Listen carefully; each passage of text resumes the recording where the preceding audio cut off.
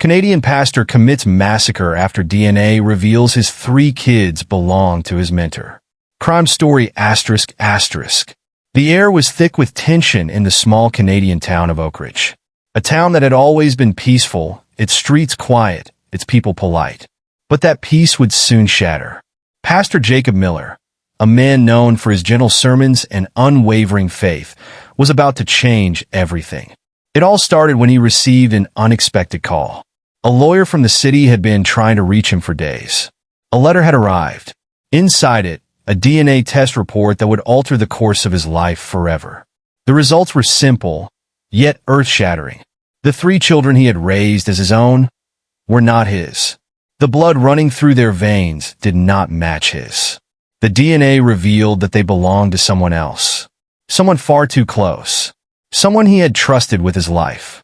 His mentor, Pastor Samuel Blackwood. Jacob's mind reeled as the truth settled in.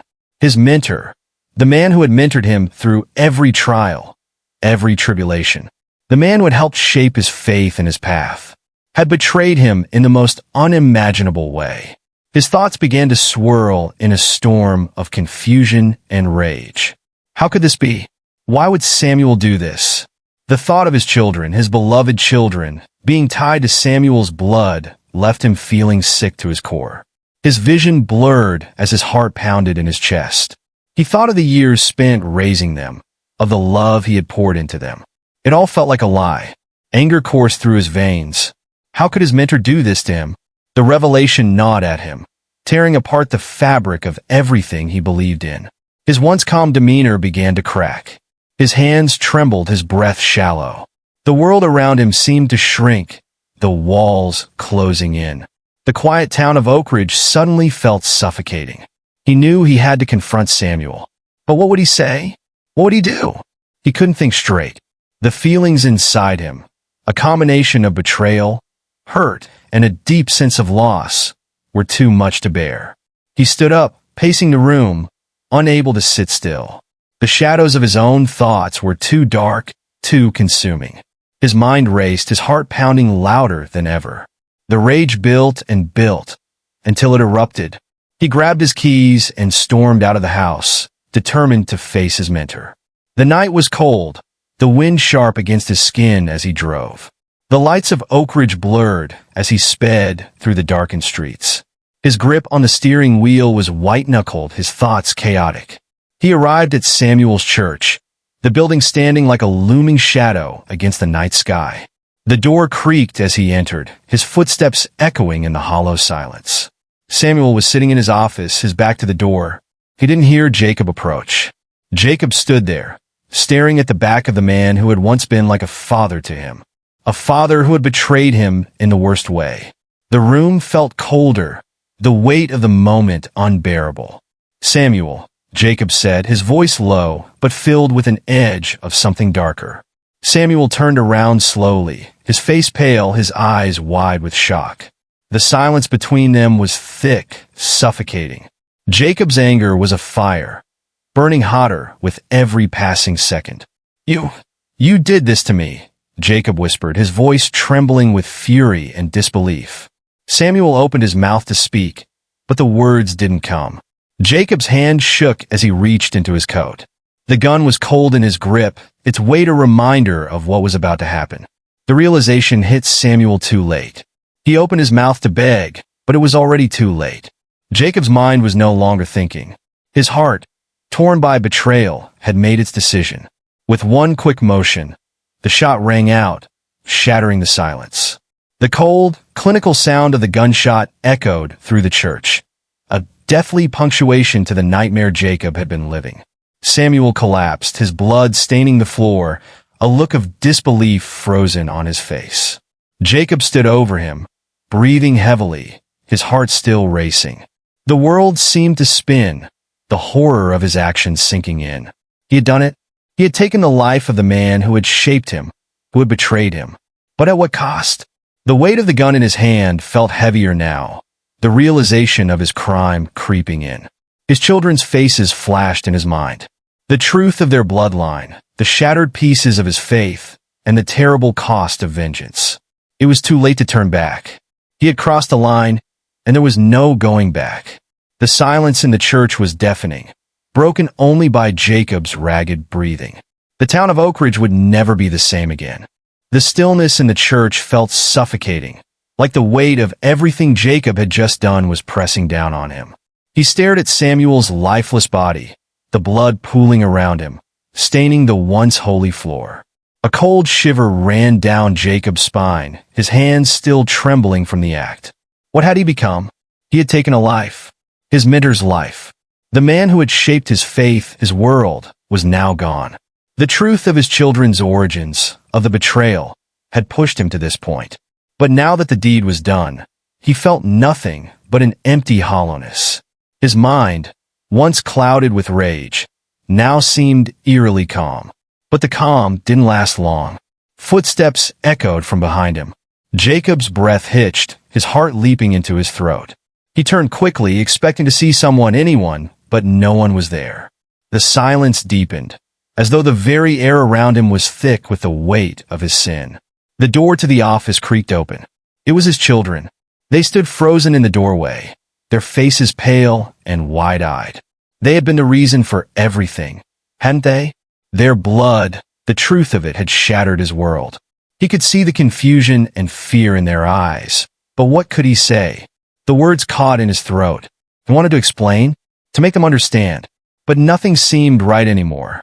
They stared at the body of their biological father, now lifeless on the floor, and then back at him, their faces unreadable. It felt as though the weight of the entire universe had come crashing down on him in that moment. Had they known all along? Had they sensed the lie? Jacob could barely meet their gaze. Why? One of his children whispered, her voice barely audible, broken by fear and uncertainty. Jacob could feel his insides twist. He couldn't answer. How could he? His whole life, everything he had believed in, had been a lie. There was no way to make sense of it now. A long silence followed, thick and suffocating. The church, once a place of refuge, now felt like a tomb, a cold, unforgiving grave for everything Jacob had once stood for. His world had crumbled. He looked at his children, each one standing there, faces filled with confusion and fear. It was too much to bear. He wanted to apologize, to make it all go away. But there was no undoing what had been done. He had crossed a line that could never be erased. And as the weight of that truth bore down on him, he realized there was no escape, no redemption for the path he had chosen. His children, his family would never see him the same again. And neither would he. He had chosen vengeance over love, destruction over forgiveness. Now, standing in the wreckage of his own making, Jacob knew he was lost. The world outside carried on, as it always did, but inside this church, inside his heart, everything was forever shattered. And in that silence, as the echoes of his actions rang through the cold, empty halls, Jacob understood the true cost of betrayal. And it was more than he could ever have imagined.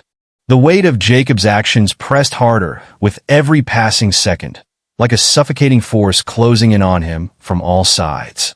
His children stood there, not knowing what to do, their wide eyes filled with a mix of disbelief and fear.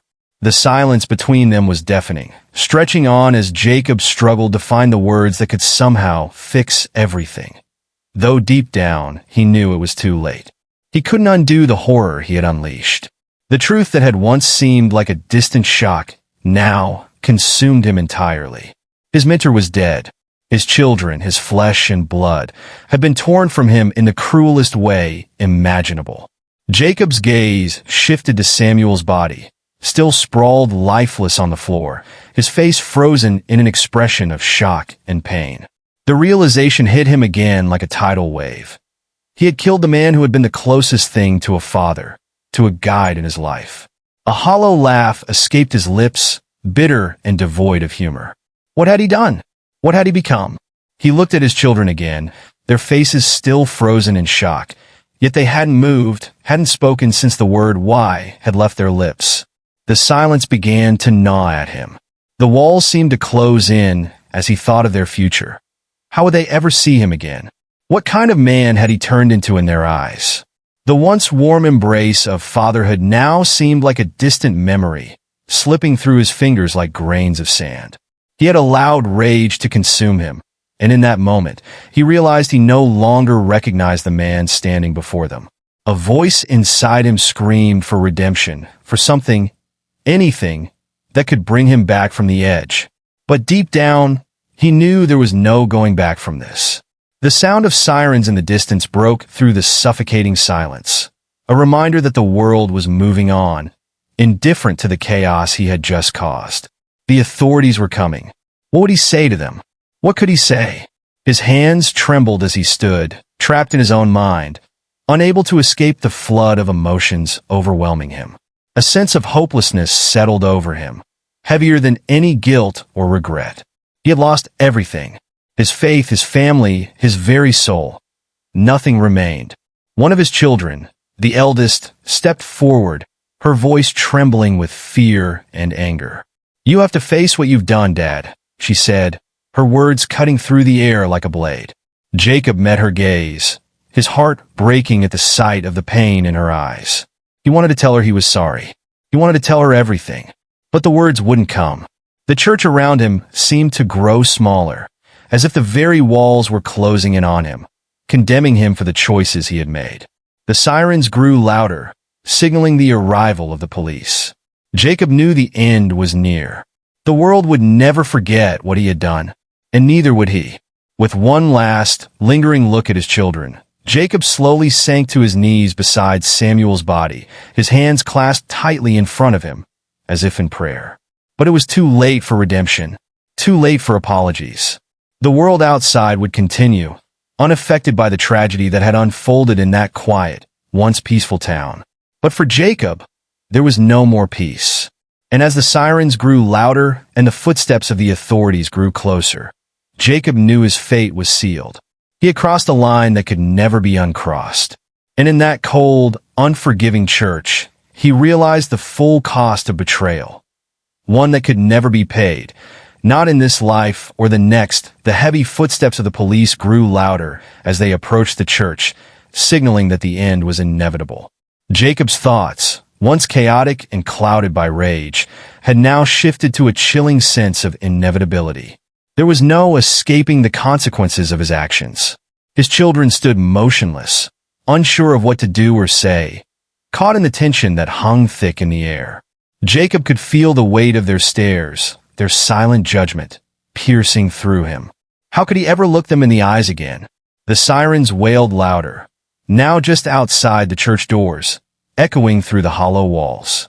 He could hear the creak of the police cruiser doors opening, the sound of officers approaching. The moment of reckoning was upon him. But he didn't want to face it. Not yet. He wanted to escape, to run, to disappear into the cold night, where nothing could reach him, where he wouldn't have to face the full weight of his actions. But the cold, hard reality crushed that thought instantly. His children were still here. His fate was sealed. The police would come for him, and they would know everything. As the door to the church office swung open, two officers stepped in, their faces grave, their eyes scanning the room. One of them froze as they saw the body of Samuel, blood still fresh on the floor. The other officer quickly moved toward Jacob, hand on his gun, his voice firm. "Pastor Miller," he called out, "we need you to step away from the body."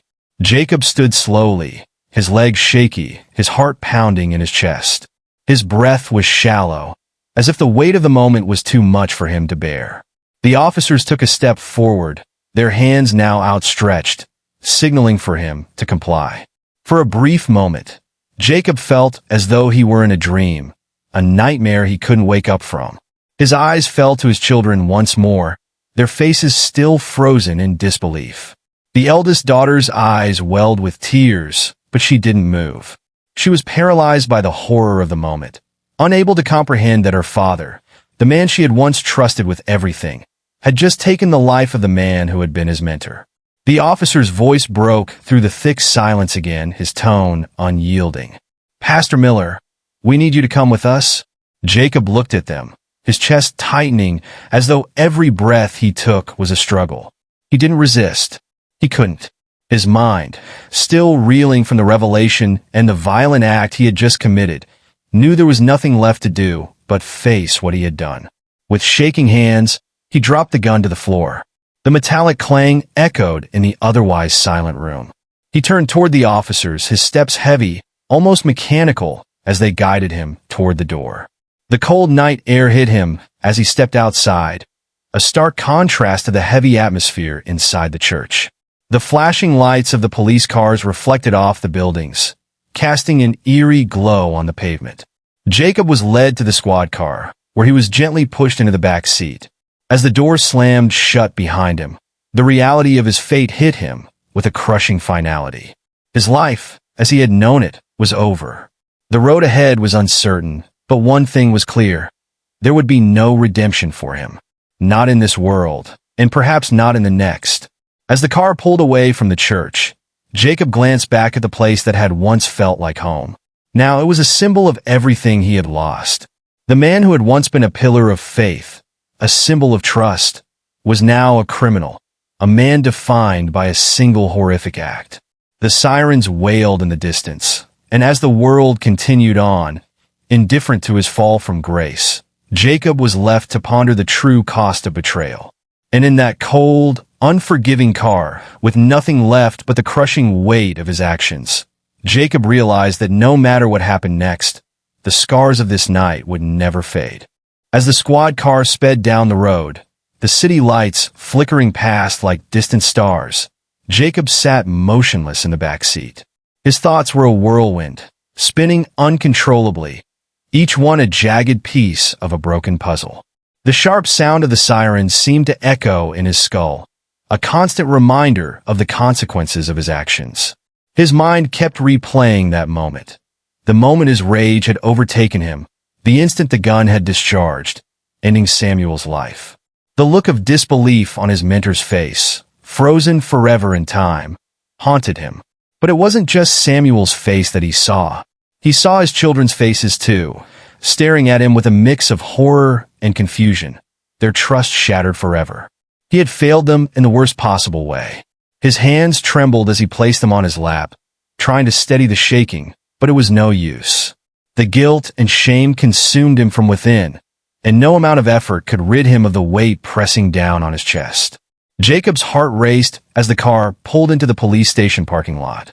The harsh overhead lights cast long, dark shadows on the cold concrete, mirroring the dark void within him.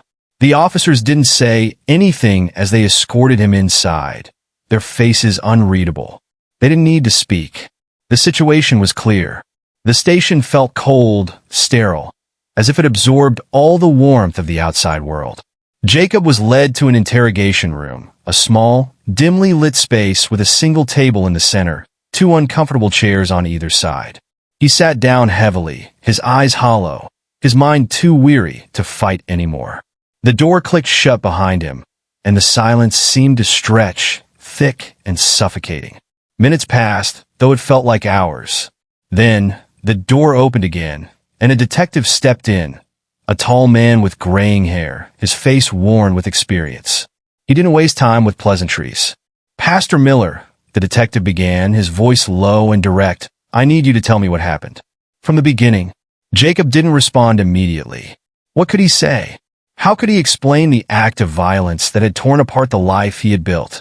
His breath was ragged, his chest tightening once more as the weight of the detective's question hit him.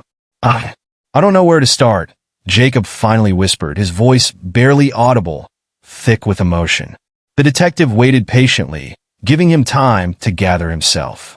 "I found out the truth," Jacob continued after a moment, his words slow, measured, as if speaking them aloud might somehow make it real. "The kids, they're not mine. They belong to Samuel." The detective's expression didn't change, but he leaned in slightly, his eyes narrowing, his voice softer now. "And that's when you killed him?" Jacob looked up, his eyes glazed over with unshed tears. "I didn't know what else to do. I was angry. I felt betrayed. My whole life felt like a lie." He paused, his hands gripping the edge of the table, as if it might anchor him to reality. "Samuel, he was my mentor. He was the one who taught me everything I knew about faith. And then, I found out he had been lying to me, using me, and my children, my own flesh and blood, They weren't even mine. His voice broke, and he quickly wiped away a tear. The detective stayed silent, allowing Jacob to continue at his own pace, though there was a flicker of something in his eyes, something that hinted at understanding. "I don't know what came over me," Jacob said, his voice trembling. "I thought I could handle it, but when I saw him, I lost control. I didn't want to, but the rage it took over. And I killed him."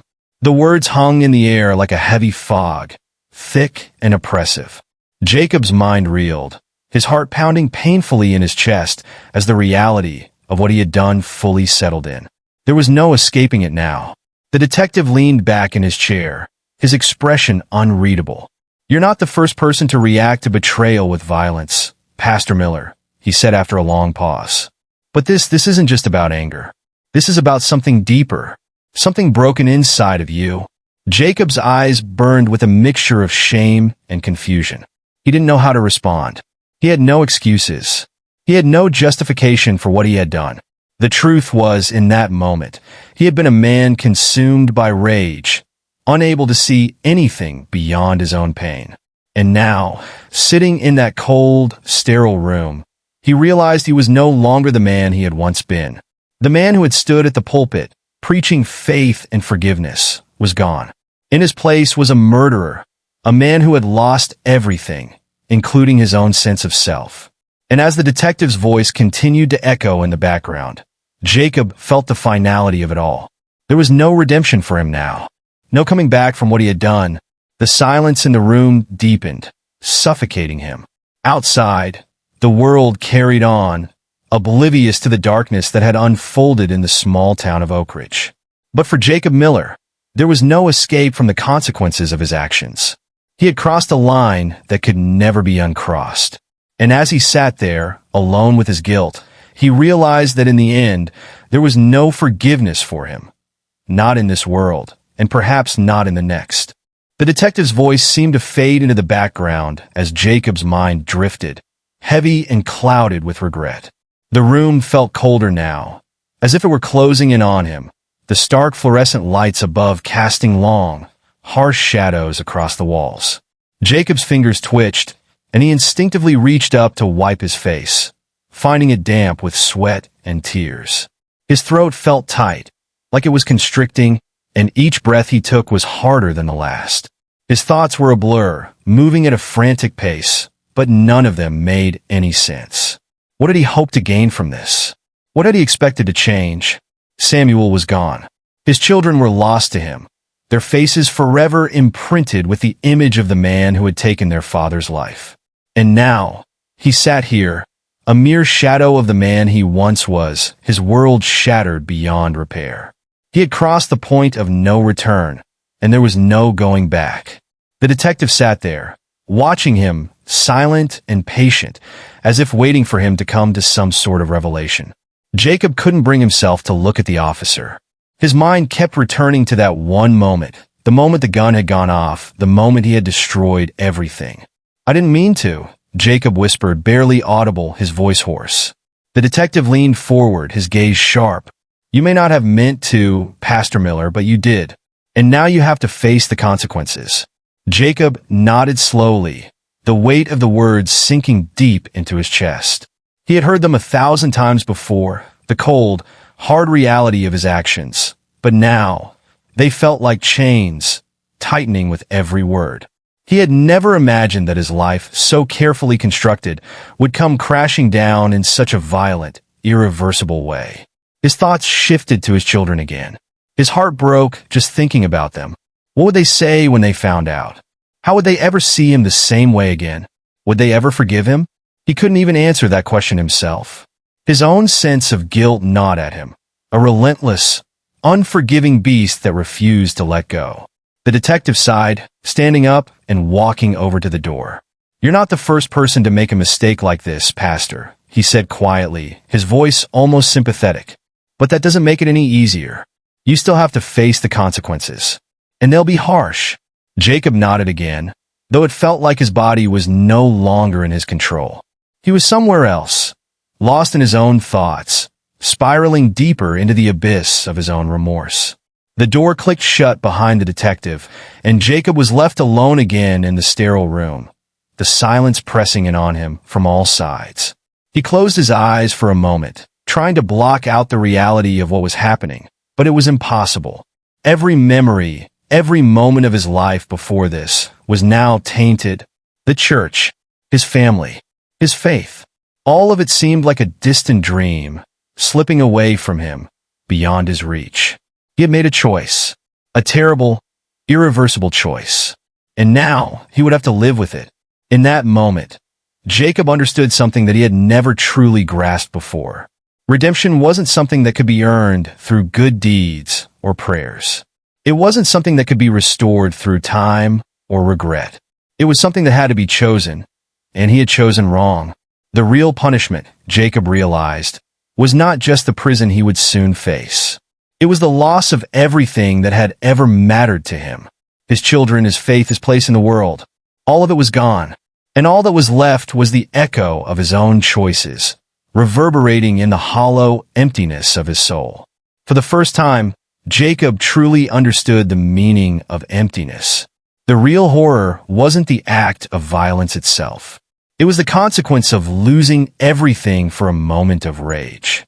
The door opened again, and Jacob was pulled back from his thoughts. Two officers entered, their presence cold and businesslike. They were here to take him to his holding cell. But Jacob didn't resist. He stood up slowly, his body heavy with the weight of everything he had lost. He was ready to face whatever came next. He had to. There was no other choice. As they guided him out of the room, Jacob didn't look back, because he knew, deep down, that nothing would ever be the same.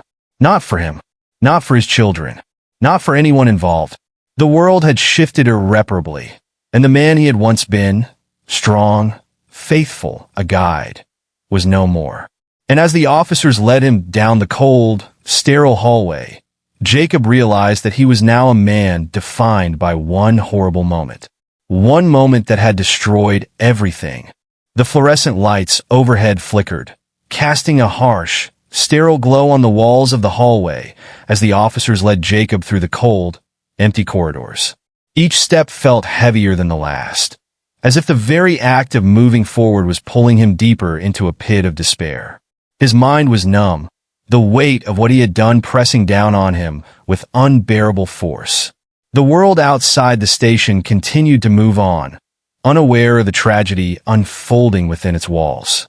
But inside, Jacob's world had come to a screeching halt.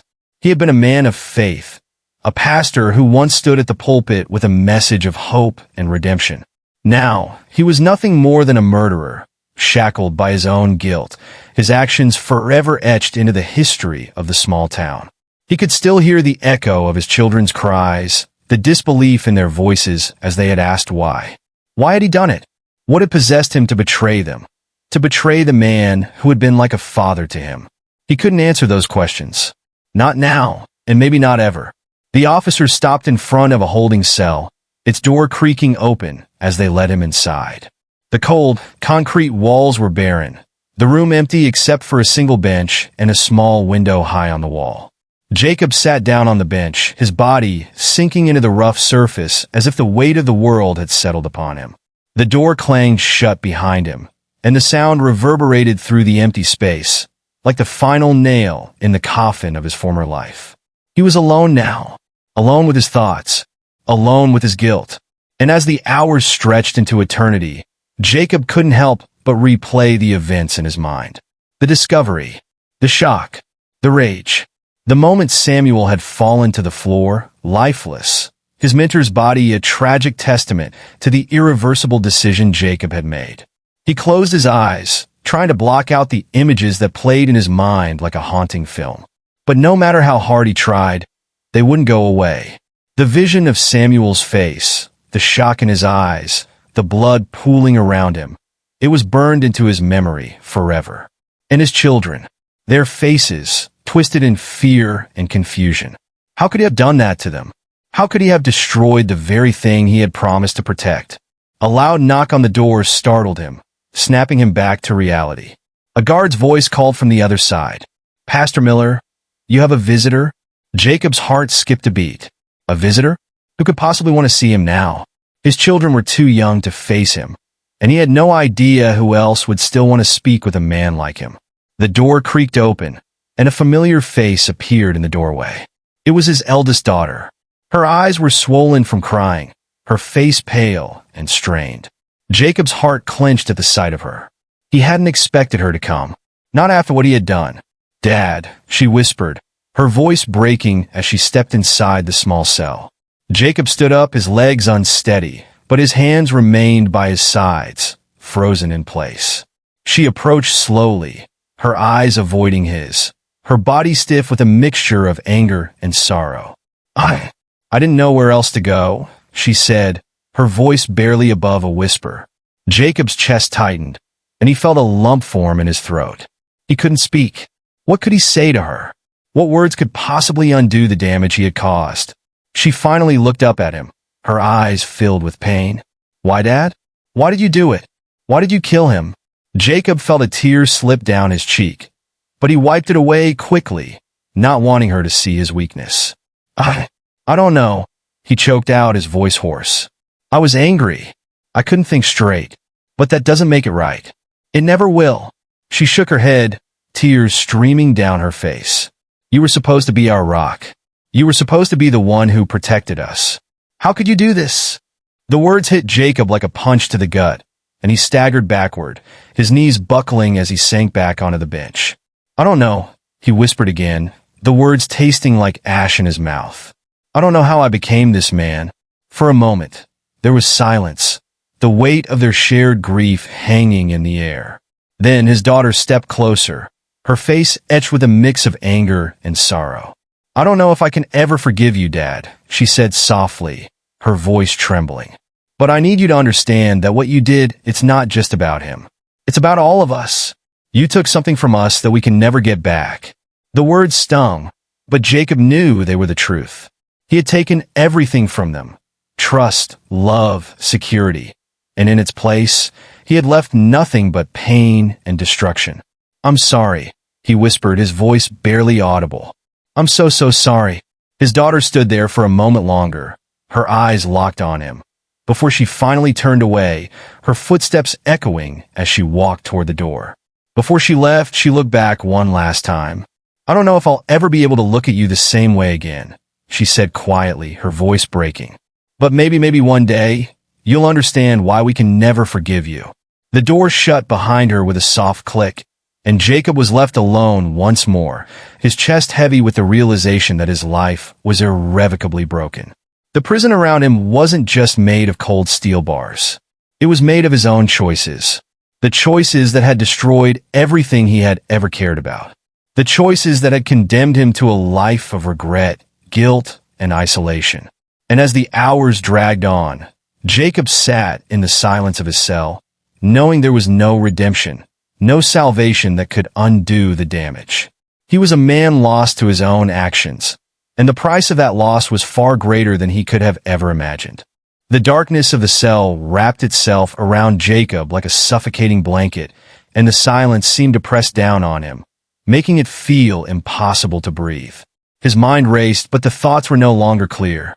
Each one bled into the next, a chaotic jumble of emotions: grief, regret, guilt, anger. His daughter's words echoed in his mind, their weight heavier with each repetition. "Maybe one day, you'll understand why we can never forgive you." Could he ever forgive himself?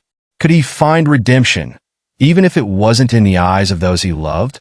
The walls seemed to close in further, the air thick with the sharp scent of regret that clung to every breath he took.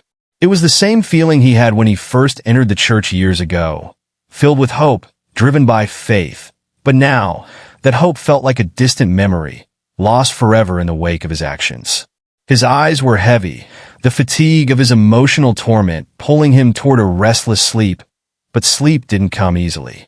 Every time his eyelids fluttered closed, the images from that night, the gunshot, Samuel's lifeless body, the confusion in his children's eyes, flooded back into his mind like a wave crashing down on him, relentless and unforgiving. He could still feel the weight of the gun in his hand, the sharp pressure of his finger on the trigger. And the instant that followed, the sudden, horrific realization of what he had done, would never leave him. The door to the cell opened again, and the sharp sound of footsteps echoed down the hallway, breaking the oppressive silence. Jacob didn't lift his head. He couldn't.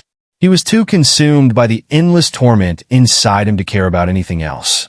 The footsteps stopped right in front of the door, and a voice, low and serious, cut through the stillness. "Pastor Miller," the voice said. "It's time." Jacob didn't respond, didn't even move. His entire body felt like lead, and the thought of facing the outside world again felt like an insurmountable task. But the officer didn't wait for him to speak. He opened the door, stepped inside, and placed a hand on Jacob's shoulder. "Let's go," the officer said, his tone firm but not unkind. Jacob slowly stood up, his body aching with the weight of his own shame. He felt as though he had been imprisoned not just by the steel bars, but by his own mind. The officer didn't ask him to hurry. They both moved in slow, deliberate steps as they made their way down the hall toward the interrogation room. With each step, Jacob felt like he was walking toward his fate. He was no longer the man he had been before. That man was dead, murdered by his own actions, his own uncontrollable rage. Now, all that was left was the man who had to face the consequences of those actions. The room was small, illuminated by a single light that hung overhead, casting long shadows on the walls. It was the same room where he had confessed to the detective earlier. But now it felt colder, more suffocating. Jacob sat down in the chair across from the same detective who had questioned him before. The man's expression was unreadable, his eyes sharp as ever. "You're here for your arraignment, Pastor Miller," the detective said, his voice low but firm. Jacob nodded silently, his throat tight. He knew what was coming.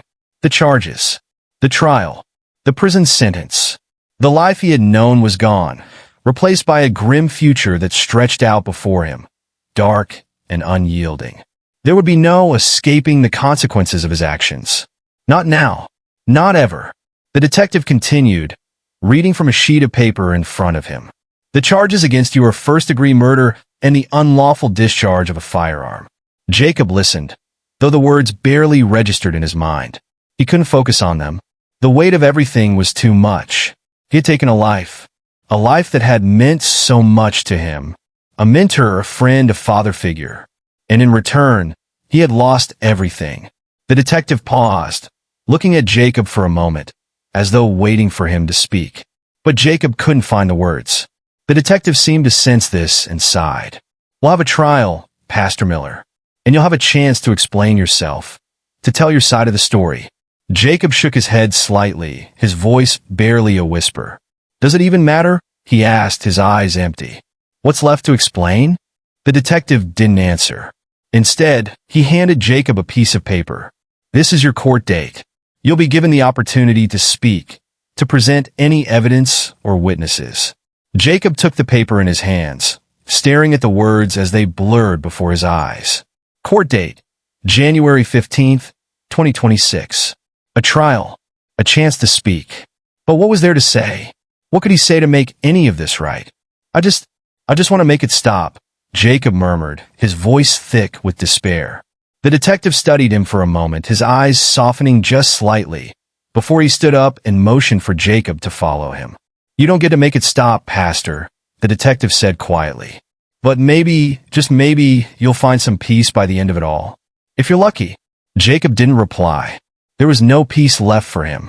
As the officer led him out of the room and toward the holding area, Jacob's mind drifted back to the one thing he hadn't said to his daughter.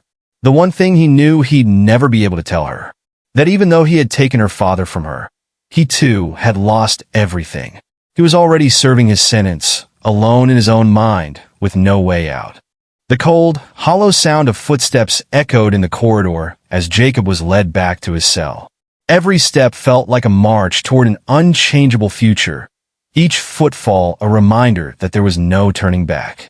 As the door to the holding cell clanged shut behind him, the familiar weight of isolation descended once again, pressing him into the concrete floor. He sank onto the bench, his hands trembling as he tried to steady himself. His mind kept circling back to his children. His daughter's face, stained with tears, haunted him. The look in her eyes, broken, betrayed, was a wound that would never heal. He had failed her, failed them all. He wondered if she would ever forgive him, if she could ever understand that he hadn't meant for any of this to happen. But it didn't matter. The damage was done, and no explanation, no apology, could undo what he had taken from them. Jacob ran his hands through his hair, the sharp sting of regret biting into his chest. He had been a pastor, a leader, someone who others turned to for guidance.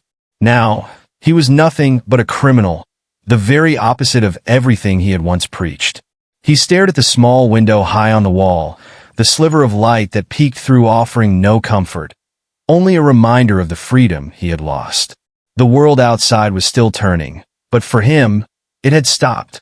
The hours dragged on, and Jacob barely moved, his body stiff, his mind trapped in an endless loop of his worst memories. At times, he thought he could hear Samuel's voice, distant yet clear, as if warning him, as if he were still there, reminding him of the trust he had betrayed. And at other times, all he could hear was his own breathing, shallow, ragged, like the sound of someone drowning. It was almost unbearable. The door to the cell opened once again, and Jacob lifted his head slowly, his eyes heavy with the weight of exhaustion. A prison guard stood in the doorway, his posture rigid. "Pastor Miller, you've got a visitor." Jacob's heart sank. He wasn't sure if he was ready to face anyone else. Not after the confrontation with his daughter. Not after all the questions that still lingered in his mind. But he stood up anyway, his body feeling like it belonged to someone else. He followed the guard down the hallway, each step feeling more distant from the man he once was. The visitation room was small, stark, with a heavy glass partition separating the visitors from the inmates. Jacob's eyes scanned the room, his heart skipping a beat when he saw who was waiting for him. It was his wife. Her face was pale, her eyes red from crying, but her presence was somehow a comfort, a reminder of the life he had once known. She stood up when she saw him, her eyes filled with sorrow and something else, something that almost looked like fear. Jacob felt a lump form in his throat, his voice tight when he spoke. "Why are you here?" he asked, the words choking him as they left his lips. His wife's eyes flickered with hesitation before she spoke. "I came because I don't know what else to do," she said quietly, her voice barely audible over the hum of the fluorescent lights. "I can't believe it, Jacob. I don't know who you are anymore." Her words stung, but Jacob didn't flinch. He couldn't. He had betrayed her, too. Betrayed everyone who had ever loved him. "I never wanted any of this," he whispered, his voice cracking. I didn't mean for any of this to happen."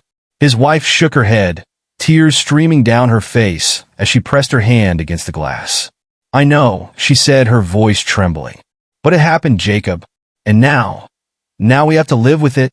Jacob closed his eyes, the weight of her words sinking deep into his soul. It was true. They would have to live with this forever. He would have to live with this forever. He stood there, unable to say anything else, his heart aching with the knowledge that he had failed them all. His wife stayed silent for a moment, her gaze never leaving him, as if she were searching for some trace of the man she had once known.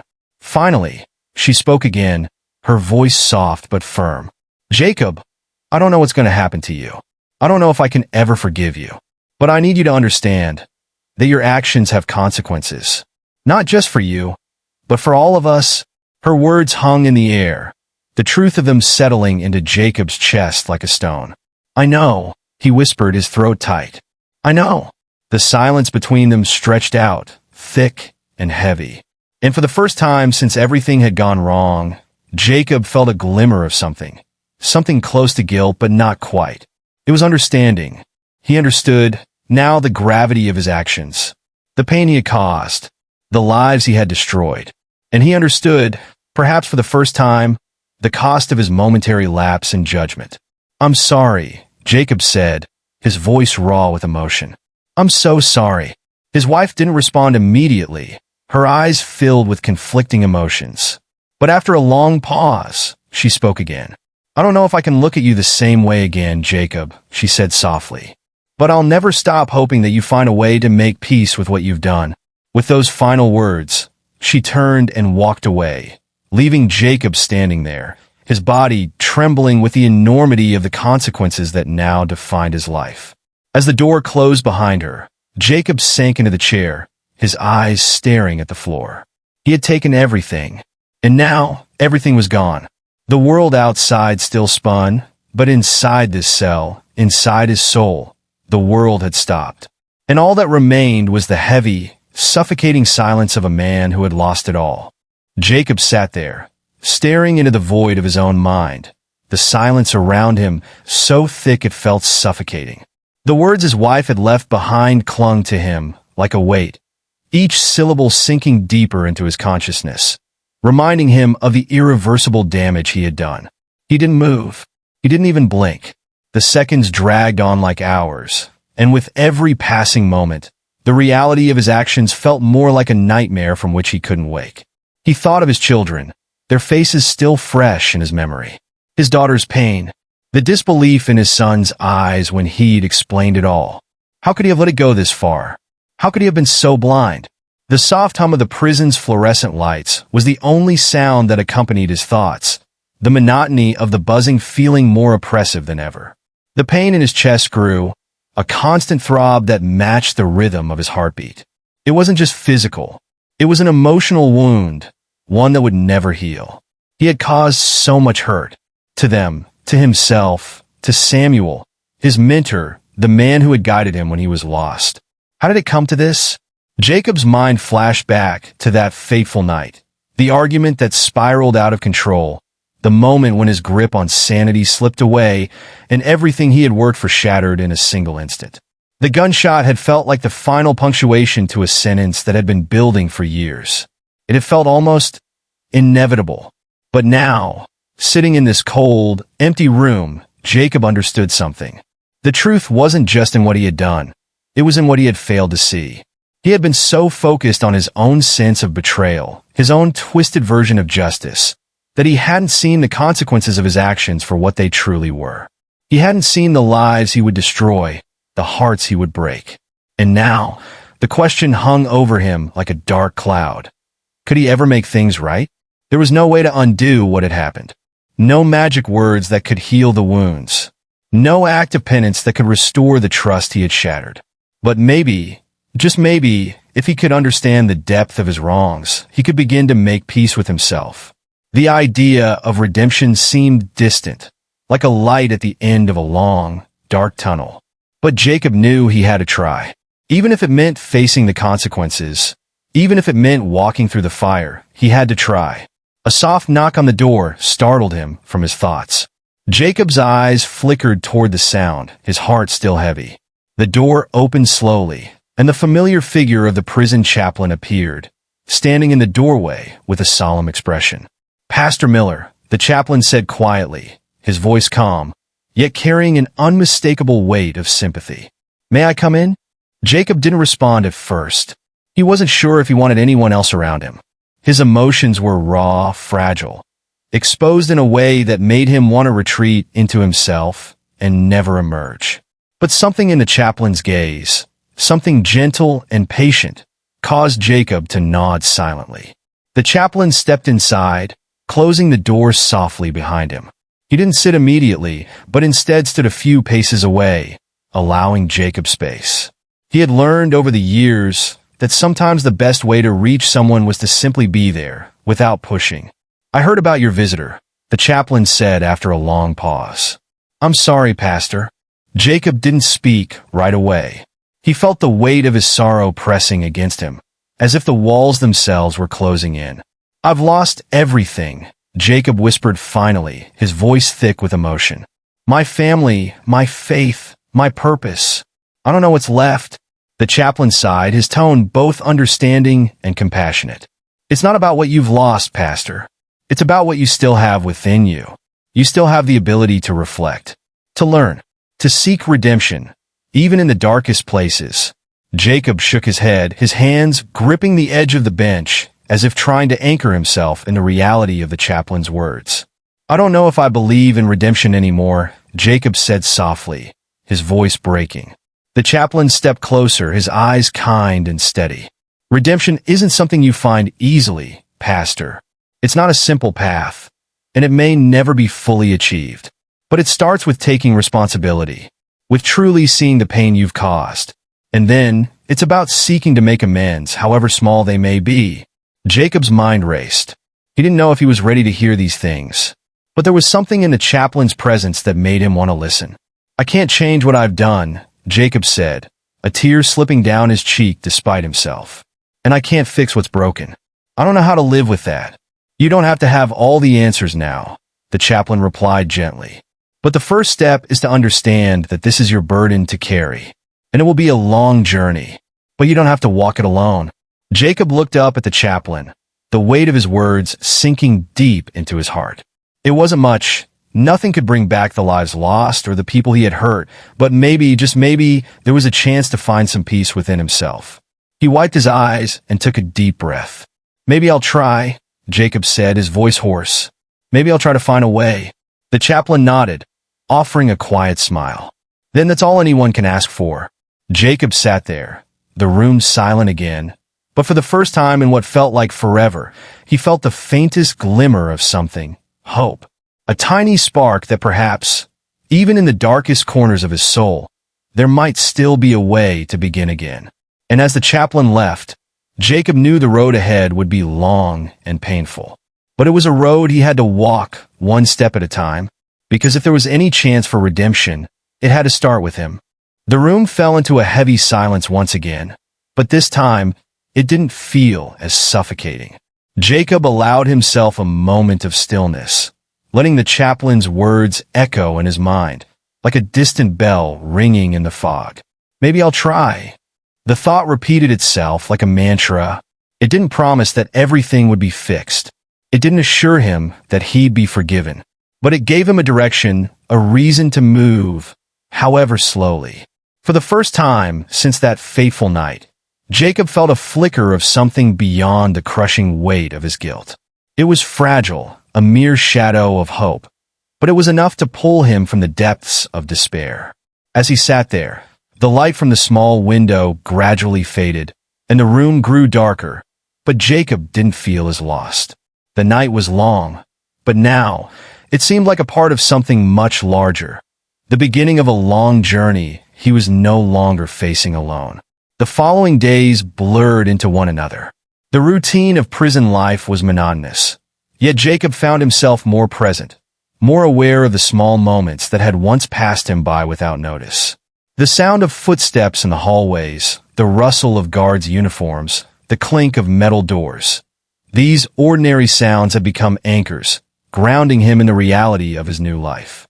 But amid the isolation, Jacob couldn't shake the feeling that he was missing something, someone. The absence of his family weighed heavily on him, the empty space where their love and presence had once been. He wanted to reach out, to say something, anything to make them understand that he hadn't meant for any of this to happen. But he didn't know how to bridge the vast gulf between them. One afternoon, as Jacob sat in the prison yard, staring at the cold concrete under his feet, a familiar figure approached. It was a guard, but this time he didn't carry the usual coldness in his eyes. He looked almost uncertain. "Pastor Miller," the guard called softly. Jacob looked up, startled. "Yes. Got a letter for you," the guard said, handing him a small, neatly folded envelope. Jacob took it with trembling hands, his heart skipping a beat. It was from his daughter. The writing on the envelope was unmistakable. Her delicate, flowing script, the same handwriting that used to fill their home with warmth. His hands shook as he opened it, his eyes scanning the words. Asterisk, Dad, I don't know if you'll ever read this, or if you'll ever be able to make things right. But I've been thinking a lot. I don't know if I can forgive you. Not yet. But I think maybe someday I'll understand. Asterisk. Jacob's breath caught in his throat. He continued reading. Asterisk, I know you're sorry. I can feel it. I just need time. I need to heal. And maybe I need to see you truly change. Not for me, but for yourself. Asterisk. Asterisk, please, don't give up. I haven't given up on you. Not completely. Just please make it count. Make the rest of your life count, Dad. Asterisk. The letter slipped from his hands as his eyes blurred with tears.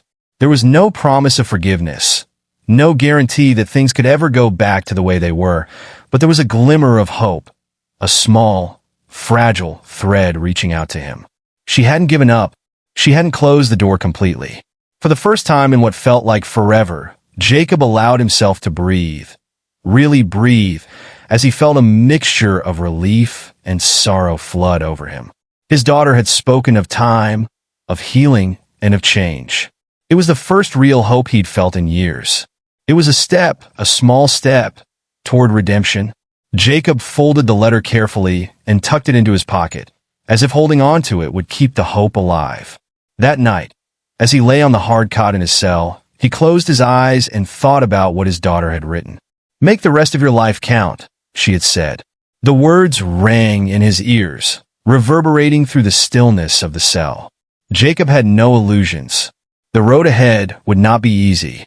It would take time, patience, and most of all, a willingness to confront the darkness within himself.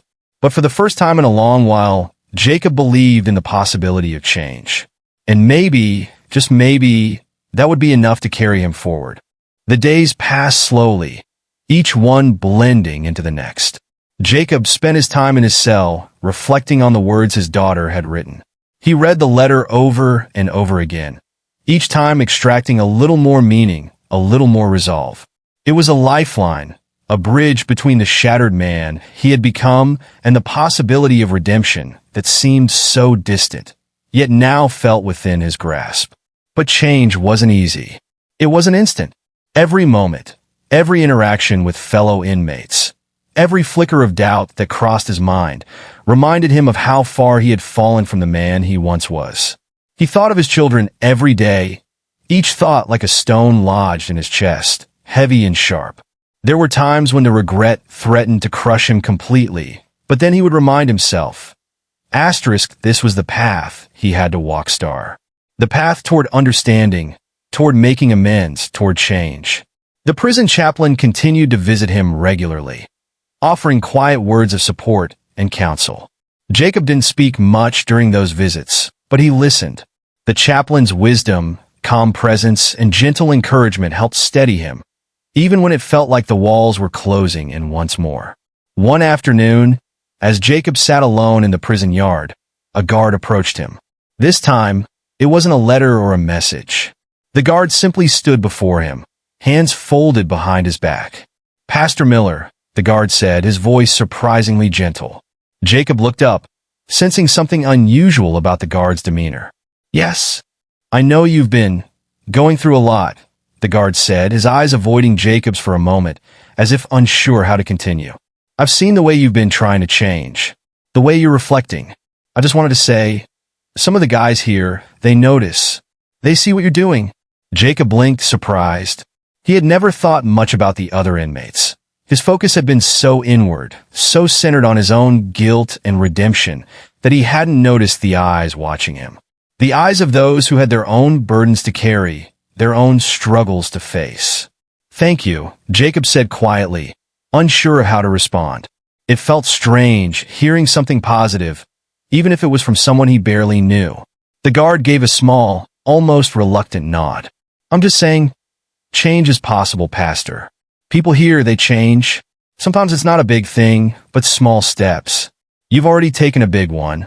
Jacob felt a surge of emotion, but he didn't speak. Instead, he nodded, as if to acknowledge the unspoken understanding between them.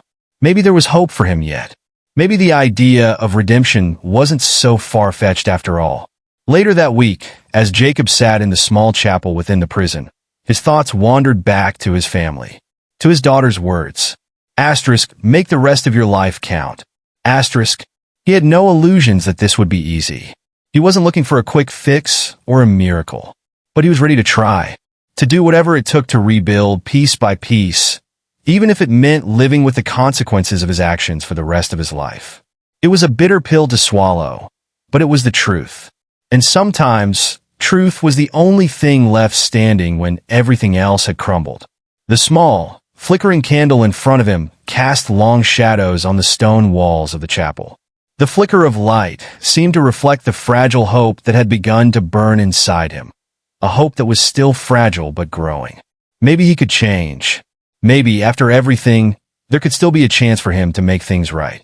Not for others. He didn't expect that. But for himself. For the man he wanted to become.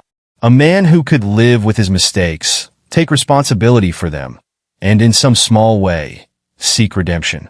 As Jacob closed his eyes, the weight of the past pressing heavily on his chest, he whispered a prayer, a simple plea for guidance. And in that prayer, he felt something shift within him. A quiet acceptance that this was just the beginning of a long journey that would test him in ways he couldn't yet comprehend. But as long as there was a glimmer of hope, no matter how faint, that was enough. And that, for the first time, felt like a step in the right direction. Days turned into weeks, and Jacob's life in prison began to take on a rhythm. It wasn't peaceful, far from it, but there was a sense of order in the chaos. His reflections became deeper, more sincere. He began to see the cracks in his former self, the parts of him that had been so blinded by anger and pride. He had spent so many years pretending to be a man of faith, but it was only now, in this place of isolation, that he was truly beginning to understand what faith really meant. It wasn't about appearances. It wasn't about the role he had once played for others. It was about honesty, humility, and, most of all, accountability. One evening, as the sun dipped below the horizon, casting a pale orange glow over the prison yard, Jacob found himself in the chapel once more. The chapel had become a place of solace for him, a sanctuary of sorts where he could sit quietly with his thoughts and feel something. Anything other than the constant weight of his guilt. The door creaked as it opened behind him, and Jacob glanced up, expecting the chaplain. Instead, it was another inmate, a young man who had been there since Jacob's arrival. His name was Marcus, and like many others in this place, he was lost, searching for some sense of purpose. I heard you were a pastor, Marcus said hesitantly, his voice low and uncertain. Jacob regarded him silently for a moment before nodding. I was. A long time ago. Marcus shuffled his feet, clearly uncomfortable. I don't know why I came here. I've been thinking about things, about what I've done, and I heard you've been trying to, change. And, well, I thought maybe you could help me. Jacob stared at the young man. The request hung in the air between them, fragile and raw. He could see the desperation in Marcus's eyes. The same desperation that had once consumed him. The same empty longing for redemption. For the first time in a long time, Jacob didn't feel the weight of his own pain. Instead, he felt something else, a flicker of empathy, of understanding. He had walked that path. He had felt that same need for something more, something to cling to when everything seemed lost. He sighed softly, his voice steady. I can't give you answers, Marcus. But I can tell you this. Change doesn't happen overnight. It's a long road, and it's a lonely one. But if you're willing to walk it, step by step, then maybe it's possible. Marcus nodded slowly, as if considering the words. I want to try. I don't know how, but I want to try. Jacob stood up, facing the young man. Then that's all that matters. Just remember, don't expect it to be easy. But if you're serious, if you really want to change, then it starts with you. With being honest. With facing what you've done and accepting it. That's the first step. The silence stretched between them, but it wasn't uncomfortable. It was a quiet understanding, an unspoken agreement that they both had a long way to go. I'll be here, Jacob said quietly. If you ever want to talk. Marcus gave him a small, uncertain smile. Thanks, Pastor. As the young man walked out of the chapel, Jacob sat back down, his heart heavy but oddly peaceful. It wasn't much. It was just a small step, a single moment in a long journey.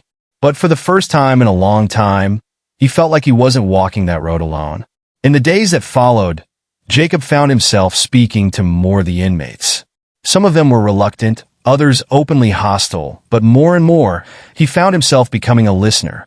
Someone who understood the struggles they faced, the mistakes they carried. It wasn't about preaching to them. It was about sharing the truth of his own experience. It was about showing them that change was possible, even for someone like him. One evening, as Jacob lay in his cell, he felt a familiar presence at the door. He sat up, surprised to see the chaplain standing there, his face lined with concern. "Pastor Miller, we've had some news," the chaplain said, his voice somber. Jacob's heart skipped a beat. "What is it?" "Your daughter, she's asked to see you. She wants a visit." The words hit Jacob like a bolt of lightning. His mind raced. His heart pounded. After everything, after all that had happened, she wanted to see him? I don't know what to say," Jacob whispered, his voice trembling. "I don't know if I'm ready." The chaplain placed a hand on his shoulder, offering quiet support. "She's reaching out, Pastor. Maybe it's a chance to take another step. It's up to you, but don't let this moment slip away." Jacob swallowed hard, his throat tight with emotion. This moment, this was what he had been working for. The possibility of reconnecting with his family, of proving that he was a man capable of change. But even as the hope surged within him, doubt crept in. Would she be able to forgive him? Would the damage he had done to their family be too much to overcome? But there was only one way to find out. He took a deep breath, his decision made. It wasn't going to be easy. It wasn't going to be quick. But this was his chance to start again, to take another step. For the first time in a long time, Jacob allowed himself to hope. The days leading up to the visit felt like an eternity. Jacob hardly slept, his mind consumed with thoughts of his daughter. He couldn't help but imagine every possible scenario. What she would say, how she would look, whether she would even speak to him at all. Each night, he rehearsed his words, but the truth was, he didn't know what he could say that would make any difference. How could he explain what had happened? How could he make her understand that he was truly sorry, that he wanted to be the father she once knew? He had no answers. All he had was his brokenness, and the hope that somehow that would be enough. The day of the visit arrived, and Jacob felt his nerves tightening. His cell door clanged open, and the guard led him down the familiar corridors, his footsteps echoing in the silence. He was guided into a small, sterile room, with only a table between him and the glass partition that separated him from his daughter. His heart pounded in his chest as the door on the other side of the room opened, and there she stood. She looked so much older than the last time he had seen her, the innocence of youth replaced by a quiet strength. Her eyes were red, and there was a faint tremble in her hands as she reached for the phone on the table. She hadn't come here to make things easy, Jacob realized. This visit wasn't a gesture of reconciliation.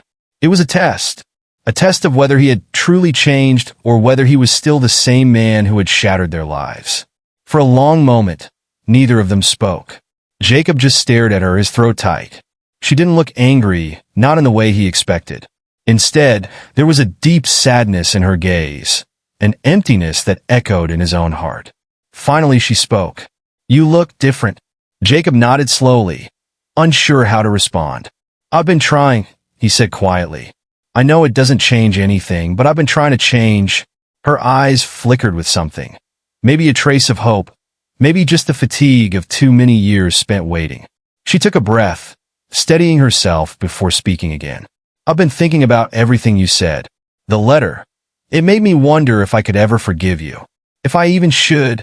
The word struck him like a physical blow, but Jacob didn't flinch.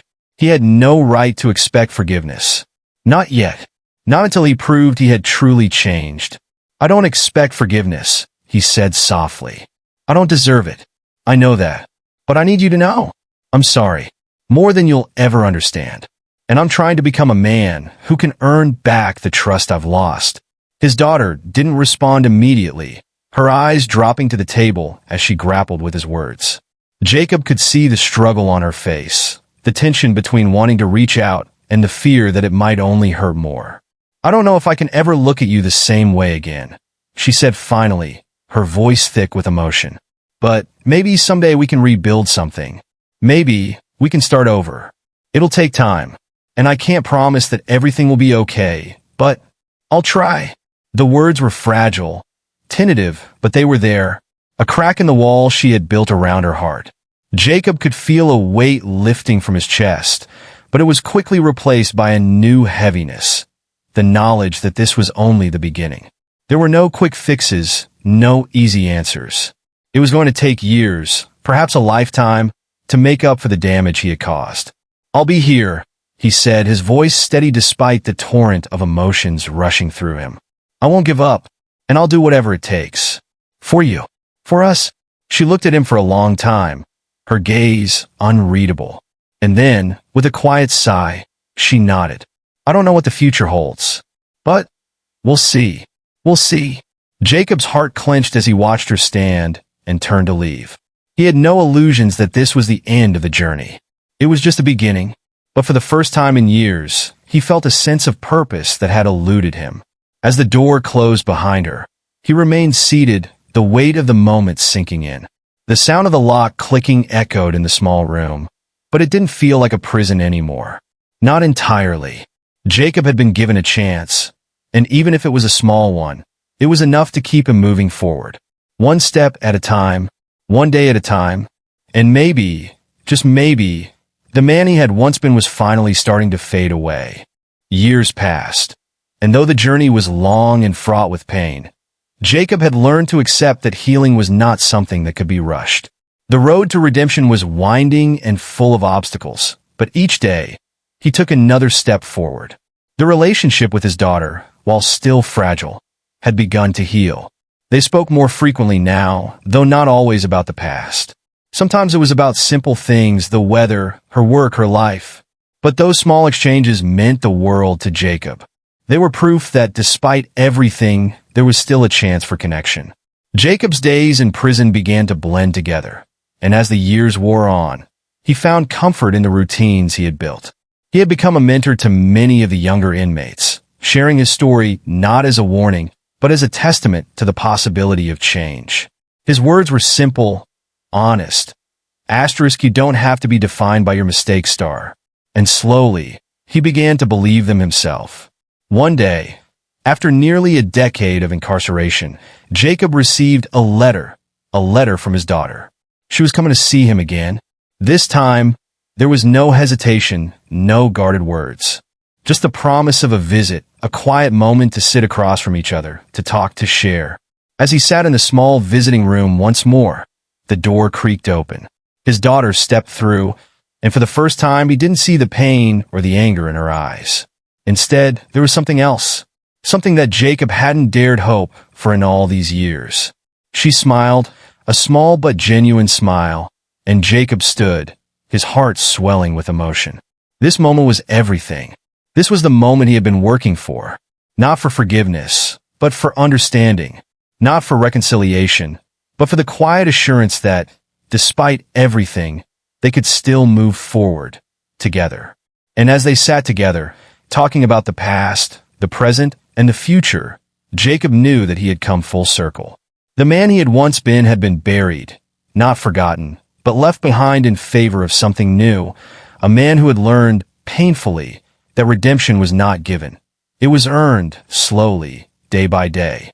The story of his downfall and his long, lonely climb back from the abyss was one of pain, yes, but it was also one of hope.